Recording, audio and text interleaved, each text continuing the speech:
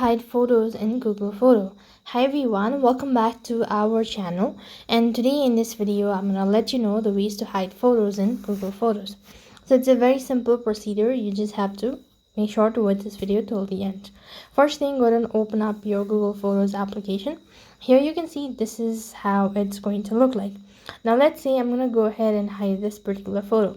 So to hide this photo, you have to first of all open up the image, and then you need to tap the three dot icon. After that, swipe towards your left hand side and go to move to locked folders. If you have not set up a locked folders, then there should be some sort of pop-up. You just need to follow the prompt and click on move. As you can see, this particular photo has been hid, and if you want to access the photo, you need to go to collections tab and scroll down right to the bottom and go to locked, and here you could go ahead and use your fingerprint in order to access your locked folders. That is all for this video. I hope the video was helpful.